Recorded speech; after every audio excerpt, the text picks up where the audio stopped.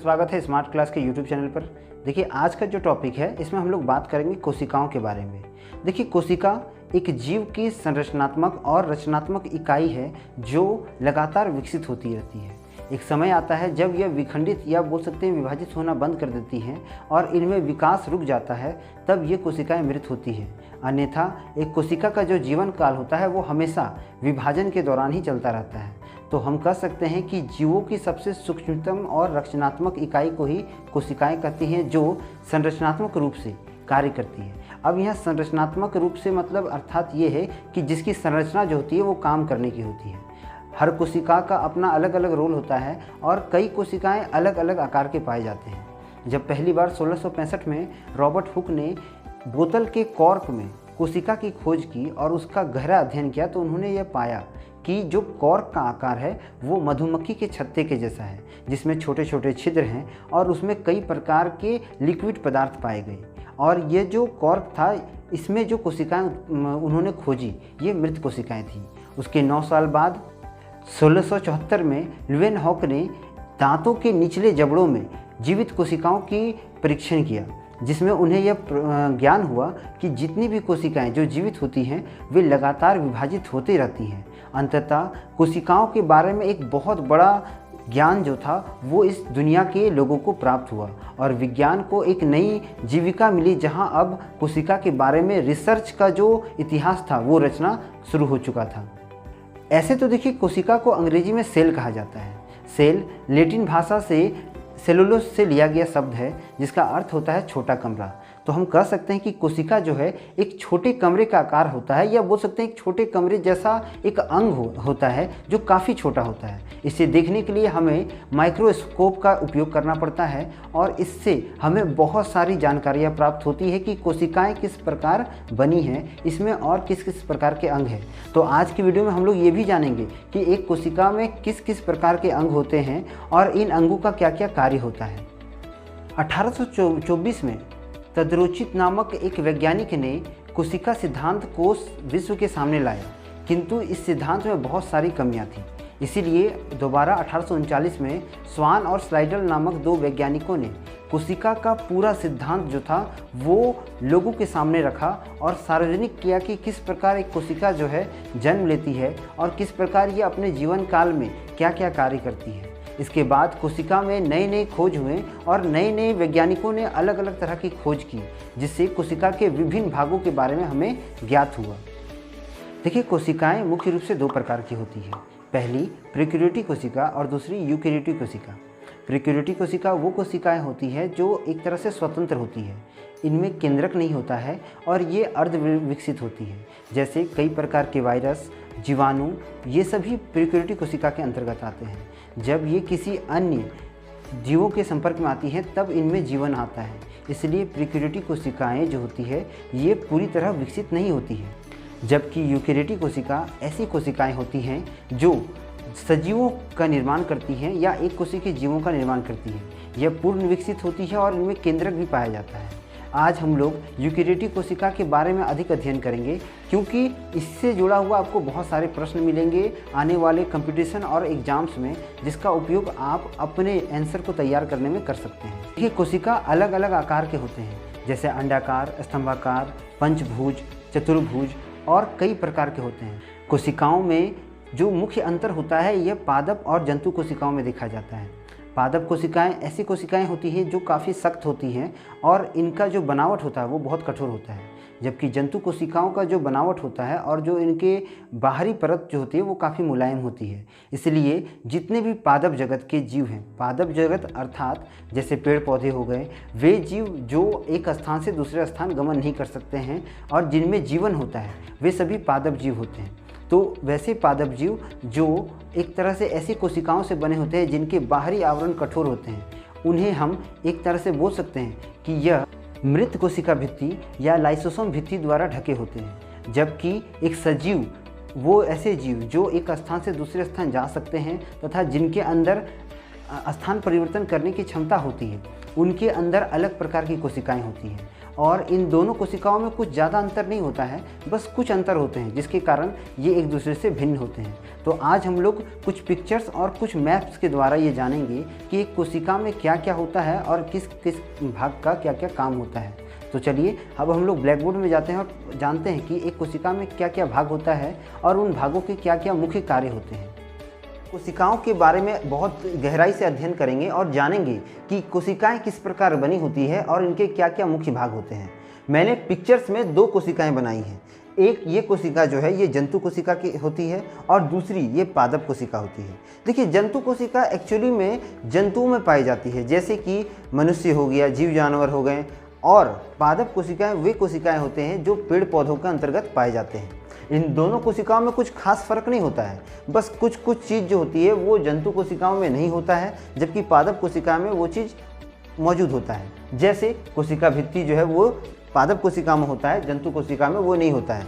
फिर भी मैंने आपको इसमें दिखाने का प्रयास किया है कि किस प्रकार से कोशिकाएं होती है। ये पिक्चर जो है इसमें कुछ पादप कोशिकाओं के भी भाग अंकित किए गए हैं, तो इसमें आप सीरियसली ऐसे नहीं कहिएगा कि इसमें तो आप जो जीव कोशिका है उसमें आपने कोशिका भित्ति को भी डाल दिया है, फिर लवक को भी डाल दिया है। तो मैं इसको बताऊंगा क्योंकि ये दोनों पार्ट जो है लवक और कोशिका भित्ति वो स्पेशली इसमें पाया जाता है।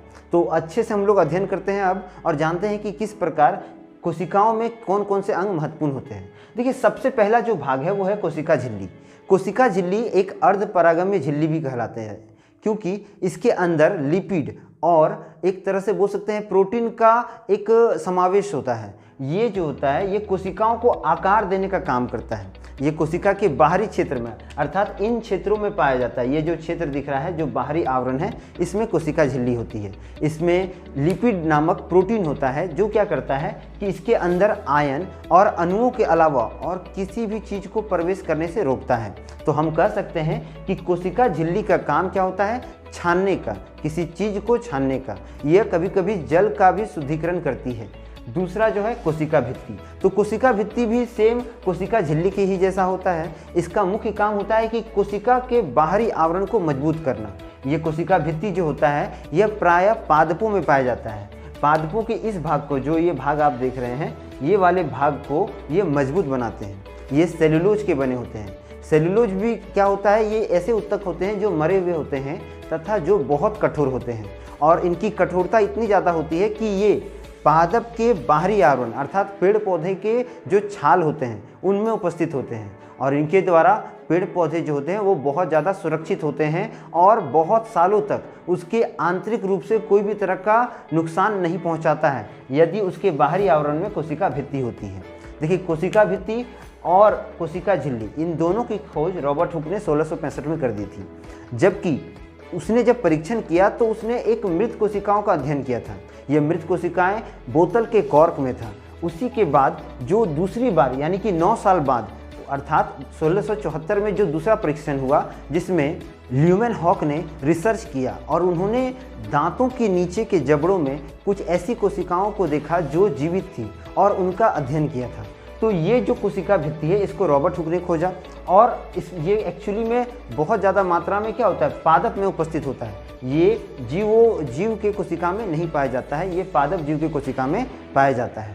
अब अगला जो है वो है जीव द्रव्य। देखिए जीव द्रव्य बहुत इंपॉर्टेंट रोल अदा करता है कोशिकाओं के अंदर क्योंकि इसका जो पूरा कार्य होता है यह कोशिका को पोषित करने के लिए होता है। इसके द्वारा हम कह सकते हैं कि इसमें जितना भी तरह का एक तरह से बोल सकते हैं कि एनर्जी का ट्रांसफॉर्मेशन होता है या जो आकार बढ़ता है या कोशिका द्रव्य या केंद्रक द्रव्य इसी को कहा जाता है। तो जीव द्रव्य का काम क्या होता है, यह कोशिका तथा केंद्रक के बीच के रिलेशन को मजबूत करता है और इसी कोशिका द्रव्य के आधार पर एक कोशिका का जो आकार है वो तय होता है कि वो कितना ज़्यादा फैलेगा या कितना ज़्यादा सिकुड़ेगा। जिस तरह हमारे शरीर में मांस है तो ये मांस क्या करते हैं, हमारे आकार को बढ़ाते हैं, घटाते हैं और हमारे शरीर में जितना अधिक पोषण होगा वो उतना ज़्यादा फैलेगा।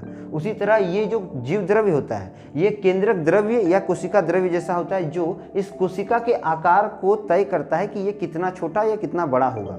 अब देखिए इसके अंदर लगभग 80% भाग जो होता है वो जल होता है और 20% भाग अन्य ऐसे तत्व होते हैं जिसका उपयोग जो होता है कोशिकाएं केंद्रक के द्वारा करती हैं। साथ ही साथ इसमें O2 की मात्रा ज़्यादा होती है क्योंकि जब जल है तो जल के साथ तो O2 रहेगा ही, तो ऑक्सीजन का जो उपयोग होता है इसमें बहुत ज़्यादा होता है।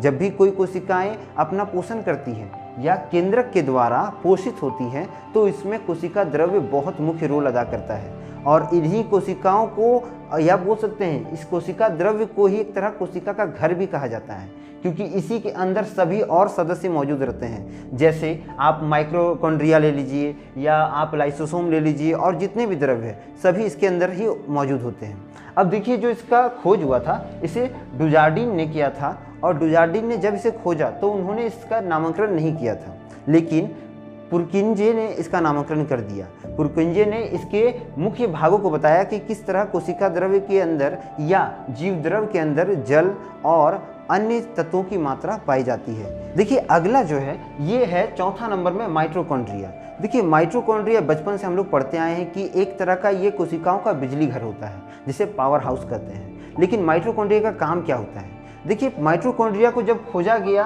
हमारे बहुत बड़े वैज्ञानिक जिसका नाम था अल्टमैन, तो अल्टमैन ने इसको बस निर्धारित किया कि एक ऐसा कोशिकाओं में तत्व होता है जो क्या करता है कि कोशिका को पोषित करता है, वो उसे एनर्जी देने का काम करता है। लेकिन बेंडा ने इसे पूरा अच्छा से क्लियर कर दिया। बेंडा के आधार पर माइटोकॉन्ड्रिया जो होता है वो सभी कोशिकाओं में एनर्जी का ट्रांसफॉर्मेशन करती है, और माइटोकॉन्ड्रिया ही वही कोशिका होती है जो वसा का पाचन करके कोशिकाओं को ग्लूकोज के रूप में एनर्जी देती है।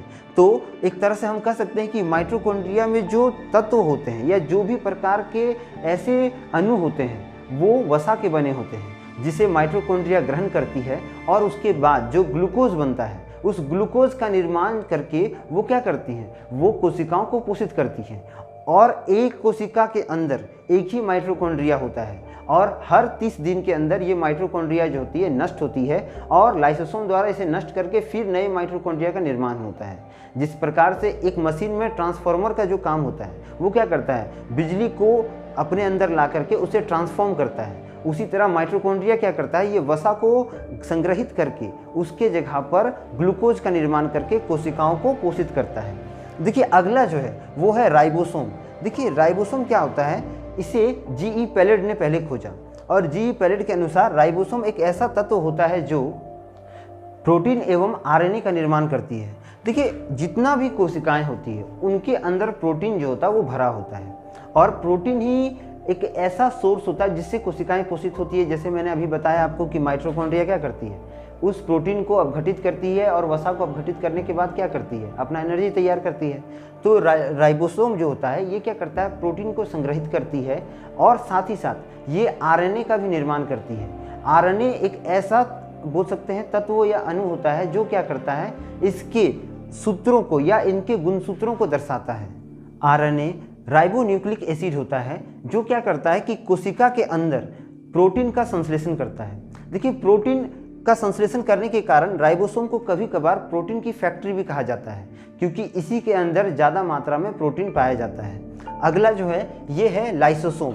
देखिए, लाइसोसोम बहुत ही ताकतवर एक अणु होता है, या बोल सकते हैं एक भाग होता है कोशिका का, क्योंकि इसका जो मुख्य काम होता है, जब भी कोई बाहरी चीज़ कोशिका के अंदर आती है जो कोशिका को डैमेज करती है, तो लाइसोसोम जो होता है वो उसे अपघटित करती है, और उसे अपघटित करने के साथ साथ कभी कभार ये इतना ज़्यादा एक्टिव हो जाता है कि ये अपनी कोशिकाओं को भी मारने लगता है। उदाहरण के लिए मान लीजिए कि आपकी कोशिकाओं में कोई प्रकार का डिफेक्ट होता है, तो लाइसोसोम जो होता है उस डिफेक्ट को दूर करने में आपकी सहायता करता है। यह एक तरह से सुरक्षा कवच होता है, लेकिन इसे आत्मघाती थैली भी कहा जाता है।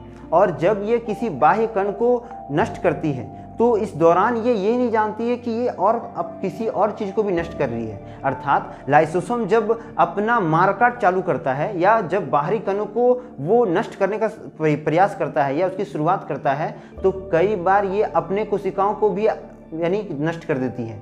तो एक तरह से इसे आत्मघाती थैली भी कहा जाता है। लाइसोसोम की खोज डी डुवे ने किया था, और डी डुवे ने यह सिद्धांत दिया कोशिकाओं के लिए कि जिस प्रकार से कोशिकाएं एक निश्चित समय काल के बाद बढ़ना छोड़ देती है या वो नष्ट होना शुरू हो जाती हैं, तो इसमें मुख्य योगदान जो होता है वो लाइसोसोम का होता है। देखिए, आपको बहुत बार चोट लगा होगा। मान लीजिए कि आपको कहीं शरीर में कहीं चोट लगता है, तो वो भाग जहाँ चोट लगता है तो वहाँ क्या होता है, काला जैसा धब्बा हो जाता है। तो उस काले धब्बे को हटाने का जो पूरा काम वो लाइसोसोम का होता है, क्योंकि जिस भाग में आपको चोट लगता है वो भाग की कोशिकाएं मृत हो जाती हैं। आप देखिएगा कभी कभार आपका हाथ कहीं कट जाता है तो क्या होता है कि उस जगह पर धीरे धीरे ब्लैक टाइप का एक आकार बन जाता है या एक तरह का धब्बा बनने लगता है, और कुछ समय बाद उसको आप उखाड़ के निकाल सकते हैं। तो ये जो ब्लैक टाइप का जो धब्बा बनता है या जो कोशिकाएं हमारे शरीर की मरती हैं, इन्हें अपघटित करने का या इन्हें शरीर से बाहर करने का मुख्य काम लाइसोसोम का होता है। और डी डुवे ने इस सिद्धांत के द्वारा इस दुनिया को बताया कि लाइसोसोम कितना जरूरी है एक कोशिका के लिए। देखिए, यदि लाइसोसोम नहीं हो तो बहुत सारा हानि हो सकता है, हमारा शरीर का जो रिकवरी रेट है वो घट जाएगा। अब देखिए, अगला जो है वो है गोल्जी काय या गोल्जी उपकरण। ये बहुत इंपॉर्टेंट उपकरण होता है हमारे कोशिकाओं और हमारे शरीर के लिए। यह एक प्रकार का श्रावण अंग होता है या इसे आप यातायात अंग भी कह सकते हैं, क्योंकि गोल्जी काय जो है इसका सिद्धांत जो था वो कैमिलो गोल्जी ने दिया था। और कैमिलो गोल्जी एक बहुत बड़े वैज्ञानिक थे जीव विज्ञान के क्षेत्र में। उन्होंने ये बताया कि कोशिकाओं के अंदर जिस प्रकार जीव द्रव्य जो होता है अन्य चीज़ों का वहन करता है, उसी प्रकार गोल्जी काय जो होता है वो क्या करता है, वो कोशिकाओं में ऐसी सूचनाओं का वहन करता है जो मस्तिष्क से जुड़ी होती हैं, साथ ही साथ ये तंत्रिका केंद्रक का मित्र होता है। तो हम ये कह सकते हैं कि कोशिकाओं के साथ तंत्रिका तंत्र का जो अटैचमेंट होता है वो गोल्जी काय उपकरण के द्वारा होता है। इसका मुख्य काम क्या होता है, ये एनर्जी के साथ साथ ऊर्जा के साथ साथ अन्य तरह के संदेशों का भी वहन करती है और मस्तिष्क तक तंत्रिका तंत्र का द्वारा हर तरह की सूचनाओं को भेजता है। अभी जैसे मैंने आपको बताया कि मान लीजिए कि आपको कहीं चोट लगता है, तो इस चोट के रिकवरी को किस प्रकार से एक्टिव किया जाए, किस प्रकार से उसको सही रूप से सुलझाया जाए, इसका पूरा जो प्रक्रम है ये गोल्जी काय करती है। इसे खोजने वाले व्यक्ति का क्या नाम था, कैमिलो गोल्जी। अब देखिए, ये गोल्जी काय उपकरण एक और तरह से आप इसको बोल सकते हैं कि यह एक तरह का बोल सकते हैं कि सेक्रेटरी का काम करता है कोशिका का। यह कोशिका की पूरी तरह से देखभाल करता है और यह देखता है कि कोशिका को कहाँ पर किस चीज़ की आवश्यकता है, और एक तरह से वो ट्रांसफॉर्मेशन करते रहता है इस कोशिका के अंदर। अगला जो है वो है लवक। देखिए, लवक क्या होता है, लवक जो होता है ये एक्चुअली पादपों का भाग होता है। पादप कोशिका में अर्थात इस प्रकार की कोशिकाओं में लवक पाया जाता है, जिसे हैकेल ने खोजा था 1865 में। और हैकेल ने इसमें यह सिद्धांत दिया कि लवक जो होते हैं वो मुख्य रूप से 3 प्रकार के होते हैं, और इन्हीं 3 प्रकार से ही क्या होता है, लवकों या बोल सकते हैं पादपों में हर प्रकार की क्रिया होती है। जैसे इसमें रंग परिवर्तन, और इसमें किस प्रकार से आप हरित लवकों को एक स्थान से दूसरे स्थान ले जाते हैं, या क्लोरोप्लास्ट किस तरह इसमें काम करता है, तथा किस प्रकार पादप अपना भोजन तैयार करता है, इसका पूरा दारोमदार जो होता है वो लवक में होता है। देखिए, लवक का जो 3 मुख्य भाग है वो है वर्णी लवक, अवर्णी लवक और हरित लवक। देखिए, वर्णी लवक वो लवक होता है जो किसी भी प्रकार के फल, फूल या पेड़ में उसके रंग को दर्शाता है, अर्थात यह पेड़ से उत्पन्न होने वाले फलों को और फूलों के रंगों को जो होता है वो परिवर्तित करने का काम करती है। जैसे टमाटर का रंग लाल होता है, गाजर का रंग थोड़ा केसरी होता है, फिर आप जाके केले का रंग थोड़ा जो होता है सफ़ेद और उसका बाहरी आवरण पीला होता है। तो ये जो रंग जो होता है इसका पूरा निर्माण जो होता है वर्णी लवक के द्वारा होता है। अवर्णी लवक का मुख्य काम होता है कि यह उन क्षेत्रों में उपस्थित होती है जहाँ पर सूर्य का प्रकाश नहीं पहुँच पाता है। एक पेड़ में मान लीजिए कि हम लोग एक पेड़ बनाते हैं, तो अगर एक पेड़ का जो भाग होता है, इस भाग में उन क्षेत्रों में ही ये लवक मौजूद होते हैं, उन क्षेत्रों में ये लवक होते हैं। जो अवर्णी लवक है ये उन क्षेत्रों में होगा जहाँ पर सूर्य का प्रकाश नहीं पहुँच पाता है। जैसे ये जड़ के क्षेत्र हो गए, जैसे इन टहनियों का जो अंदरूनी जो आवरण होता है उनमें हो गया, तो इनका कोई रंग नहीं होता है, और सामान्यतः यह मिट्टी रंग या बोल सकते हैं एक तरह से हल्के काले रंग का होता है। तो इन क्षेत्रों को अवर्णी लवक कहा जाता है।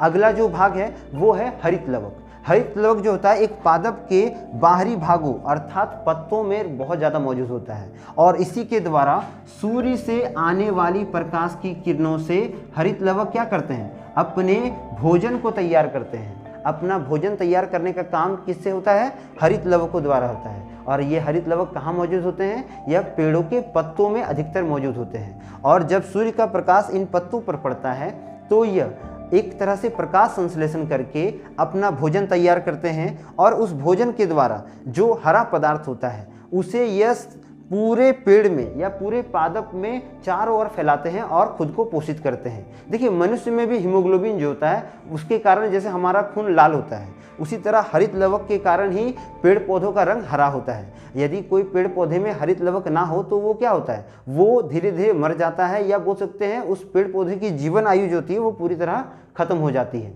तो आज की वीडियो में हम लोगों ने जाना कि किस प्रकार कोशिकाओं का भाग बहुत इंपॉर्टेंट होता है और किस प्रकार कोशिकाएं जो होती है वो अलग अलग भागों से मिलकर बनी होती है। देखिए, इसमें एक और बहुत इंपॉर्टेंट पार्ट है जिसको मैं अब बता रहा हूँ, ये है कोशिका का केंद्रक। केंद्रक का बहुत इंपॉर्टेंट रोल होता है क्योंकि ये एक ऐसा भाग होता है, अभी तक मैंने आपको 8 भागों के बारे में बताया, लेकिन जो केंद्रक है ये 9वां भाग है। ये एक ऐसा भाग होता है जिसके द्वारा पूरी कोशिका के अंदर जीवन अवधि, उसका विकास और उसका देखरेख का काम होता है। यदि किसी कोशिका में केंद्रक ना हो तो वो कोशिका कोई भी प्रकार का काम नहीं कर सकती है। लेकिन कुछ ऐसी भी कोशिकाएं होती है जहां पर केंद्रक नहीं होता है, जैसे यूकेरियोटिक कोशिकाओं में केंद्रक नहीं होता है, लेकिन जितने भी जंतु वाले कोशिका होते हैं उनमें केंद्रक होता है। जैसे देखिए, यहाँ पर केंद्रक है, यहाँ पर केंद्रक है। तो ये केंद्रक का मुख्य काम क्या होता है? देखिए, केंद्रक का मुख्य काम होता है कि वो जो भी पोषण होता है, जिस प्रकार का पोषण कोशिकाओं को मिलता है उसका संचय करती है, और उसका संचय करने के बाद या उन्हें बोल सकते हैं ग्रहण करने के बाद उनसे कोशिकाओं को पोषित करती है। बहुत बार ये देखा गया है कि जब भी कोशिकाएं एक तरह से अलग होती हैं या विभाजित होती हैं तो उसमें मुख्य रोल जो होता है वो केंद्रक का होता है। केंद्रक जो होता है वो धीरे धीरे विघटित होती है। अब यहाँ बात आता है कि केंद्रक किससे बने होते हैं। तो देखिए, केंद्रक जो है वो एक तरह से बहुत ही सूक्ष्म अणुओं से बने होते हैं जिनका मुख्य काम होता है कोशिका के अंदर संचित पोषण को ग्रहण करना। जैसे उसके अंदर प्रोटीन है तो उसे संचित करेगा, वसा है तो उसे ग्लूकोज के रूप में संचित करेगा, और एक कोशिका का विकास करना। ये एक निश्चित समय अवधि के लिए होता है, और जिस तरह से केंद्रक का विघटन होगा उसी तरह से कोशिकाओं का भी निर्माण होता है। देखिए, केंद्रक का जो खोज था वो रॉबर्ट ब्राउन ने किया था, और उन्होंने ये पाया कि इसके अंदर बहुत सारी महत्वपूर्ण तथ्य होते हैं, जैसे आरएनए, डीएनए। डीएनए वही भाग होता है जिससे एक कोशिका अपने गुणों को अन्य कोशिकाओं में देती है। ये केंद्रक जो होता है ये कोशिकाओं का सबसे इम्पोर्टेंट पार्ट होता है, क्योंकि इन्हें ऐसे बनाया गया है या प्रकृति ने इसे ऐसे तैयार किया है कि जो आरएनए और जो डीएनए है इसके द्वारा उसकी प्रकृति का या बोल सकते हैं उसके रूप का, उसके आकार का और उसके संरचना का पता चलता है। इसलिए हम कह सकते हैं कि ये एक प्रबंधक का काम करता है और ये वंशानुगत होता है।